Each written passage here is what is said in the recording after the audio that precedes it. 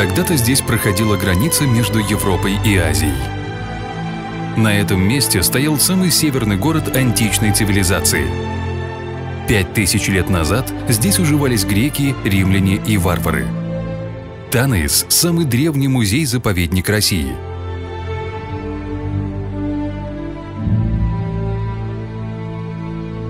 Танаис – древнегреческое название реки Дон.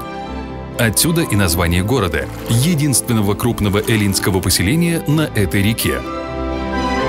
Возникновение Танаиса относится к III веку до нашей эры.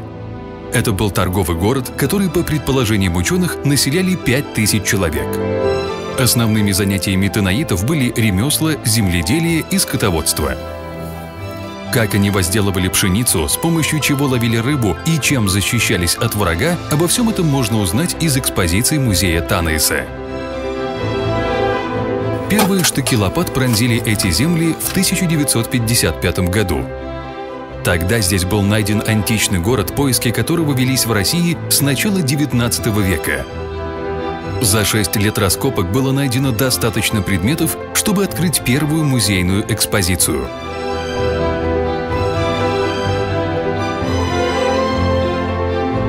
В разное время раскопки вели археологи из России, Польши и Германии. Специалисты говорят, что сейчас вскрыта только 10-я часть города, и работы здесь хватит еще лет на 300 вперед. На сегодняшний день собрано около 140 тысяч предметов древности, некоторые из которых хранятся под открытым небом. За свою многолетнюю историю Танаис трижды полностью уничтожался. Красные камни свидетельствуют о большом пожаре, а в одном из подвалов были найдены останки танаитов. Но жители так и не смогли спасти город. В V веке они навсегда покинули это место, оставив нам уникальный музей под открытым небом. Вот статуэтка. Ну, судя по чашке, второе тысячелетие нашей эры,